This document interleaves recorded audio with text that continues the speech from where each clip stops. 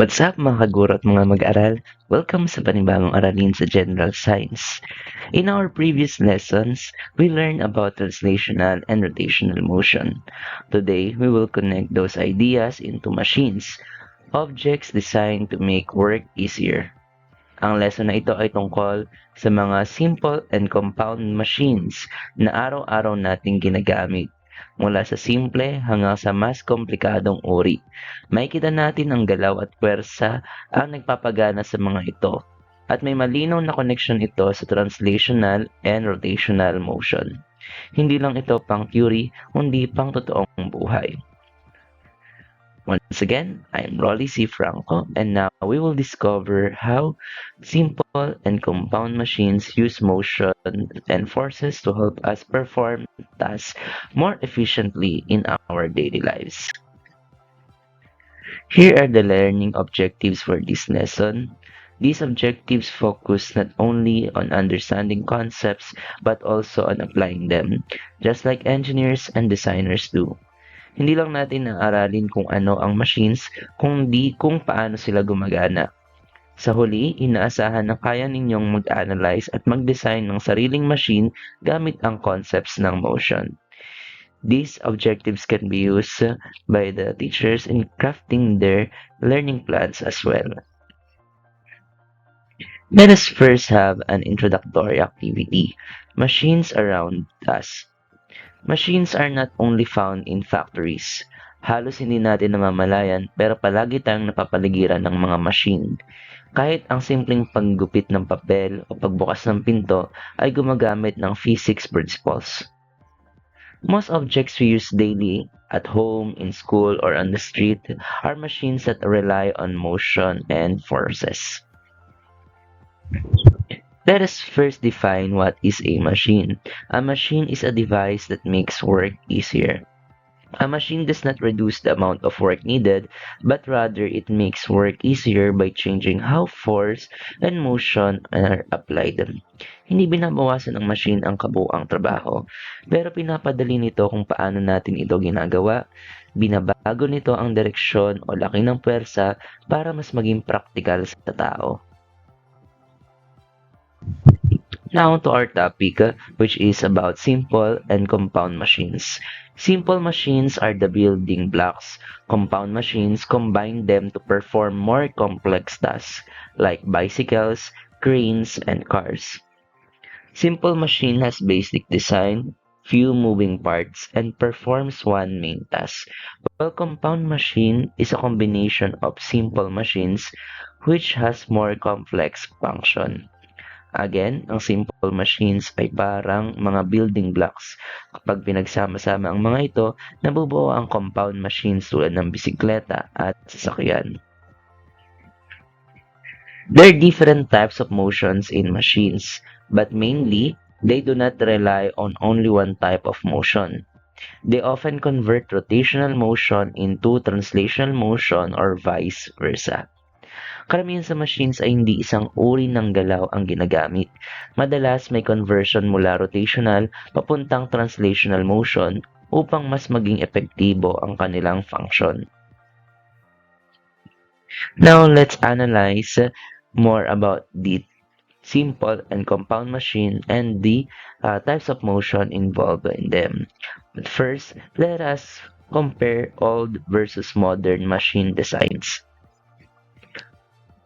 Old machines are less efficient, more friction, and heavier materials, while modern machines are more optimized and reduce energy loss and includes better materials. How do modern machines improve efficiency? Parehong physics principles pa rin ang ginagamit noon at ngayon, pero mas napahusay ang design ng modern machines. Mas kaunti ang nasasayang na energy dahil sa friction at mas maganda ang motion control. Machines have changed over time, but the physics principles remain the same. What improved is how efficiently motion is used. Now let's analyze everyday objects or scenarios which applies translational and rotational motion or uses simple or compound machines. First, we have bicycles. In bicycles, pedaling creates a rotational motion which is converted into forward motion using gears and chains. Ang bisikleta ay magandang halimbawa ng kombinasyon ng rotational at translational motion. Ang ikot ng pedals at gulong ay nagiging diretsong pag-usad ng bisikleta. Modern bikes use lighter materials, better gear ratios, and reduced friction, making motion transfer more efficient. Next, we have wind turbines. Modern wind turbines maximize rotational motion by designing blade shapes that reduce air resistance and increase torque. The process, wind causes blade rotation, rotation drives generator, and then motion is converted into electricity. Ginagamit ng wind turbines ang rotational motion para makagawa ng kuryente. Mas maayos ang blade design, mas mataas ang efficiency ng energy conversion. And we also have cranes and lifting machines. Modern cranes combine pulleys and motors to reduce the force required while maintaining stability using controlled tension. The process, pulleys rotate, loads move upward or downward, and then tension controls motion. Pinagsama-sama ng crane ang rotation at translation para magbuhat ng mabibigat na bagay. Mahalaga ang wastong tension at motion control upang ligtas ang operasyon. Cars and engines. Engines are excellent examples of how machines convert one type of motion into another efficiently. The process, pistons move up and down, translation, crankshaft rotates, wheel rotate, and move car forward. Ang makina ng sasakyan ay malinaw na halimbawa ng motion conversion. Ang translational motion ng piston ay nagiging rotational motion naman ng gulong. For our part 1, here are the key ideas. Modern machines are better because of reduced friction, advanced materials, and improved motion transfer. Efficiency improves when energy loss due to friction and poor motion transfer is reduced. Mas mahusay ang modern machines dahil mas kaunti ang energy loss. Pinag-aaralan ng engineers kung paano mapapakinabangan ang galaw at pwersa ng husto nang walang sinasayang na energy. Now, next part of our discussion is about na dun sa ating main topic, which is simple and compound machine. The most common example of the simple machine is the lever. The lever is one of the simplest machine, yet it is extremely powerful and widely used. A lever has fulcrum, which is the pivot point, effort, which is applied force, and load or the object being moved. Ang lever ay isang basic ngunit napakahalagang simple machine. Depende sa ayos ng fulcrum, pwedeng mapagaan ang pagbubuhat ng mga mabibigat na bagay. How does a lever works? Changing the position of fulcrum affects torque and effort needed. This is why long handles make tasks easier. The process, rotational motion about fulcrum, so the load moves translationally. Umiikot ang lever sa fulcrum habang nalilipat ang load. Mas mahaba ang effort arm, mas kaunting pwersa ang kailangan. Mas magdi-discuss pa tayo about sa iba pang types ng simple machine sa susunod nating lesson video. Next, we have wheelbarrow, isang common compound machine dahil pinagsasama nito ang lever at wheel and axle. Sa halip na buhati ng direkta ang bigat, nililipat ng makina ang load para mas kaunting pwersa ang kailangan. Iyang ang dahilan kung bakit mas efficient ito kaysa sa pagbubuhat ng gamit ang kamay lamang. Next, we have mechanical motion in toys. Toys are excellent models for understanding machine motion in a simple and safe way. Ang mga laruan gaya ng wind-up cars, spinning tops, gear toys, or toy trains ay halimbawa ng mga laruan na may simplified models ng tunay na machines. Sa kanila, madaling makita kung paano gumagana ang motion at forces. Toys often combine both motions, similar to real machines. Wheels rotate, body moves forward, gears transfer motion.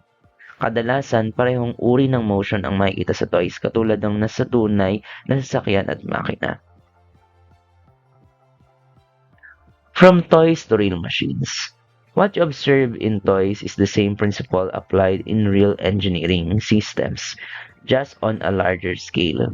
Ang kaibahan lang ng toys at real machines ay ang sukat at lakas, pero pareho pa rin ang physics principles na ginagamit sa mga ito. Answer first this design thinking question. How could understanding motion lead to better toy or machine design? Design improves when engineers understand how to control motion efficiently and safely. Understanding motion helps improve design, increase efficiency, and enhance safety. Kapag naiintindihan ng motion, mas nagiging maayos ang design ng machines, mas nagiging ligtas at mas magtibay ang produktong nagagawa.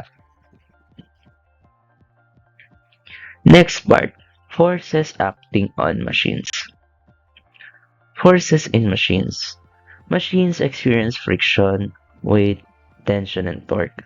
Motion cannot be fully understood without considering the forces acting on the machine. Ang galaw ng machine ay direktang naapektuhan ng mga pwersang ito. Hindi maiihiwalay ang motion sa forces. First, friction. Friction can help the grip or break or hinder energy loss and wear. Engineers manage friction carefully. Ang friction ay minsan kapakipakinabang tulad ng sa preno, ngunit kung sobra nagiging dahilan ito ng energy loss at pagkasira ng machine. Next, we have the weight or force due to gravity. Weight affects stability, force requirements, and energy consumption, especially in large machines. Ang weight ay ang pwersang dulot ng gravity na laging pababa ang direksyon.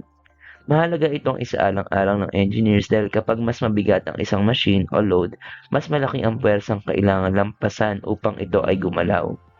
Nakakaapekto rin ang weight sa balanse at kaligtasan ng isang machine. Bakit nga ba kino-consider ang weight? Kapag hindi konsiderado ang weight sa design, posibleng masira ang machine o bumigay ang estruktura. Mas mabigat na design ay nangangailangan ng mas malaking puwersa at enerhiya, kaya't mas pinapaboran ngayon ang magagaan ngunit matitibay na materyales. Tension or force in ropes and cables. Tension ensures the controlled motion, especially in bridges, elevators, and cranes. Ang tension ay puwersang humihila sa magkabilang dulo ng lubid o kable. Kapag tama ang tension, nagiging kontrolado at ligtas ang paggalaw ng machine. Kapag naman sobra ang kulang, maaaring maputol ang kable o mawalan ng stability ang system. Tension and motion stability. Malaki ang papel ng tension sa motion stability ng machine, lalo na sa cranes at elevators. Kung biglang mawala ng tension, maaaring bumagsak ang load, kaya regular na sinusuri ang tension force sa mga industrial machines. We also have torque or rotational force. Torque depends on force and distance from the axis. Ang torque ay puwersang nagpapaikot sa isang object. Hindi lang lakas ang mahalaga, kundi kung gaano kalayo ang puwersa mula sa axis. Kaya mas madaling magbukas ng pinto kapag sa dulo ka humahawak. This is why longer handles increase rotational effectiveness. What affects torque? Mas malaki ang torque kapag mas malayo sa sentro, inililipat ang puwersa. Kaya mas mahaba ang hawakan ng tools tulad ng wrench para mas epektibo ang pag-ikot. Ito ay direktang aplikasyon ng physics sa tool design. Next part, observing and analyzing a machine. Observe a machine at home or nearby. Can be bicycle, wind-up toy, scissors, and lever. Focus on the moving parts, type of motion, and forces involved. This activity helps learners apply concepts to objects they actually use. Sa bahaging ito, gagamitin natin ang physics concepts sa totoong bagay. Hindi kailangang komplikado ang machine. Ang mahalaga ay naintindihan natin kung paano ito gumagalaw at bakit epektibo ang disenyo nito. Now, sa inyong napiling machine sa bahay, answer the following guide questions. Aling bahagi ang gumagalaw ng diretsuhan? Aling bahagi ang umiikot?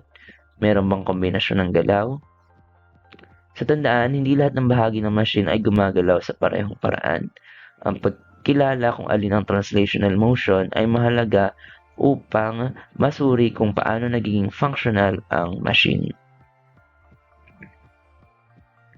Now for each machine, identify friction, weight, tension, or torque. Ang galaw ng machine ay hindi lang dahil sa motion kundi dahil sa mga puwersang kumikilos dito. Ang tamang pamamahala sa mga puwersang ito ay susi sa efficiency at safety. Motion and functionality. Now analyze how motion helps perform work, how forces affect efficiency, and where energy is lost. Pag maayos ang motion at kontroladong forces, mas kaunti ang nagiging energy loss. Ito ang dahilan kung bakit mahalaga ang physics sa pagdidisenyo ng epektibong mga machine. Now, improving the machine. Suggest improvements on your selected toy or machine that you found at home. Ang layunin ng analysis ay hindi lang intindihin ang machine, kundi makita kung paano ito mapapabuti. Dito pumapasok ang pagiging malikhaing problem solver ng isang engineer. Part 6, let's apply this lesson to engineering. Motion in engineering science. Ang engineering ay aktual na aplikasyon ng physics. Bawat galaw sa machine ay planado upang maging praktikal, ligtas at matipid sa enerhiya. Engineers use motion principles to make machines efficient, reduce energy waste, improve user experience. Optimizing motion for efficiency. Kapag maayos ang pagkakaayos ng parts at balanse ang forces, mas kaunti ang nasasayang na enerhiya. Ito ang pangunahing goal ng modern engineering designs. Now, how gears improve machine efficiency? Ang gears ay tumutulong maglipat ng rotational motion mula sa isang bahagi papunta sa iba. Dahil dito, nakokontrol ang bilis at torque ng machine. Kapag tama ang gear ratio, mas kaunting puwersa at enerhiya ang nasasayang, kaya mas efficient ang compound machine. Motion knowledge in toy and machine design. Ang parehong kaalaman sa motion ay ginagamit sa paggawa ng mga laruan at malalaking makina. Ang pagkakaiba lang ang scale, but the principles remain the same. Ideal prototype using translational and rotational motion. Kung gagawa ng prototype na gumagamit ng dalawang uri ng motion, ang pinakamainam na design ay may umiikot na gears na konektado sa sliding arm. Dito malinaw na makikita kung paano nagiging translational motion ang rotational motion. Ito mismo ang prinsipyo na ginagamit sa cranes at engines. Engineering mindset. Ang pagdisenyo ng machine ay hindi lang tungkol sa talino, kundi pati sa tamang attitude. Mahalaga ang tiyaga at pakikipagtulungan upang makabuo ng epektibong solusyon. Now let's proceed to the activities and assessment. Part 1, Old versus Modern Motion Check. So, it is related to our first part of the lesson, motion in old and modern machines. Look at the pairs below and answer the following questions. Ang activity na ito ay tumutulong sa learners na maikumpara ang motion usage ng mga luma at modern machine. Mapapansin ninyo na ang modern machines ay may mas mahusay sa pag-convert at pag-control ng motion. Dito makikita kung paano umuunlad ang engineering gamit ang parehong physics principles. Activity 2, lever in action. So it applies the second part of our lesson, which is the lever. Observe the picture of seesaw or wheelbarrow that I presented you earlier. Sa pamamagitan ng activity na to, mas magiging malinaw kung paano gumagana ang lever bilang simple machine. Maintindihan ng learners na ang tamang pagkakalagay ng fulcrum ay may malalaking epekto sa pwersang kailangan. Activity 3, Toy Motion Classifier. So dito naman i-apply natin ang natutuhan sa mechanical toys and motion. So check the following columns if the given toys are for or using translational, rotational, or both types of motion. Ang mga laruan ay simplified models ng totoong machines. Pinapadali ng activity na ito ang pagkilala sa uri ng motion bago iugnay sa mas malalaking makina tulad ng sasakyan at cranes. Activity 4, what force is at work? So dito naman natin i-apply yung apat na forces acting on machines. So match the situation with the correct force. Activity na ito ay tumutulong sa mga learners na ma-associate ang bawat force sa konkreto at pamilyar na sitwasyon. Mas nauunawaan nila kung paano naapektuhan ng forces ang motion at efficiency ng machines. Activity 5, Machine Motion Breakdown. Dito, choose a machine and answer the following question related to that machine. Dito, matututo naman ng learners na mag-analyze ng machines ng mas sistematiko. Hindi lang nila titingnan ng galaw, kundi pati ang dahilan kung bakit gumagana ang machine ng maayos. Activity 6, Design like an engineer. Design a simple or compound machine that uses rotational motion, converts it into translational motion, and solves real-life problem. Then answer the following questions. Activity na ito nagpapakita ng physics ay hindi lang pang exam. Ginagamit ito ng engineers upang lumikha ng praktikal at kapaki-pakinabang na solusyon sa totoong buhay. Now let's proceed to the assessment. 1. A ceiling fan spins at a constant speed while staying in one place. What type of motion is demonstrated? C. Rotational. Umiikot ang fan blade sa isang fixed axis. Kahit hindi ito maabante, may malinaw na rotational motion dahil sa pag-ikot nito. 2. A lever reduces the effort needed to lift a heavy object because it changes the direction and magnitudes of force. Binabago ng lever ang paraan ng paglalapat ng puwersa. Dahil sa fulcrum at effort arm, mas maliit na force ang kailangan upang magbuhat. 3. Which bicycle parts show both translational and rotational motion? C. Wheels and chain. Umiikot ang wheels at chains at kasabay nito umaabante naman ang bisikleta. So, yung pag-ikot ng wheels and chains, ang rotational motion, and then ang pag-abante ng bisikleta, ang translational motion. 4. A car moving along a straight highway is an example of C. Translational motion. Ang buong sasakyan ay gumagalaw ng diretsuhan. Lahat ng points nito ay may parehong displacement at velocity. 5. Why is a wheelbarrow more efficient at carrying loads by hand? C. It combines simple machine to reduce effort. Ang wheelbarrow ay gumagamit ng lever at wheel at axle. Dahil dito, mas konting pwersa ang kailangan upang buhatin ang mabibigat na load. 6. How do gears improve the efficiency of machines? B. They transfer rotational motion between parts. Pinapasa ng gears ang rotational motion sa iba't ibang bahagi ng machine. Nakokontrol nito ang bilis at torque para mas efficient ang paggamit ng enerhiya. 7. A crane rotates at its base while lifting a load upward. Which parts represent rotational and translational motion?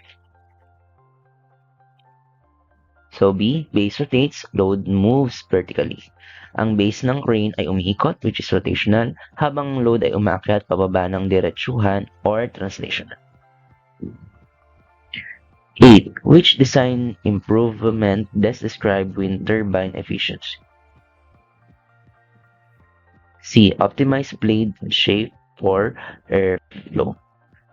Tamang hugis ng blades ay nagpapahusay ng rotational motion at energy capture mula sa hangin.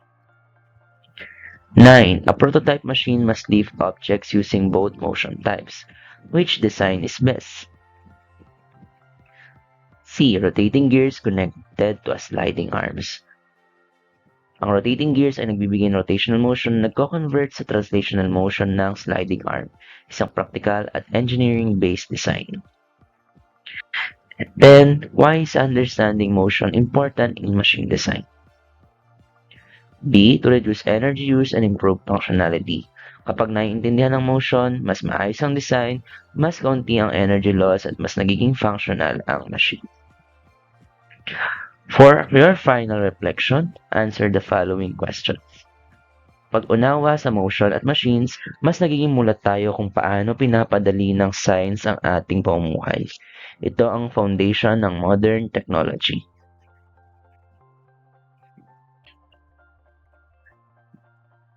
So to summarize our lesson, remember, machines make work easier through motion, translational and rotational motion work together, and understanding motion leads to better design. Sa lesson na ito, nakita natin na ang machines, simple man o compound, ay gumagana dahil sa tamang paggamit ng translational at rotational motion. Kapag naiintindihan natin ang galaw at pwersa, mas nagiging malinaw kung paano napapadali ang ating trabaho sa araw-araw. Ang knowledge na ito ay mahalaga hindi lang sa pag-aaral, kundi sa pagde-design ng mas safe, mas efficient, at mas kapaki-pakinabang na mga machines. And that's it for our lesson about introduction of simple and compound machines, how they work, and how they apply translational and rotational motion. Remember, machines work best when motion and forces are used wisely. Understanding motion helps us not just use machine better, but design a better future. Ang physics ay pundasyon ng modern technology. Kapag mas naintindihan natin ang motion at machines, mas nagiging handa rin tayo na lumikha ng mga solusyon para sa totoong problema ng ating. Thanks to the development team ng Lesson Exemplar kung saan ibinase ang pagkakasunod-sunod ng mga concepts na diniscuss ko sa lesson discussion video na ito. Once again, I'm your online teacher, Sir Franco. Thank you for watching.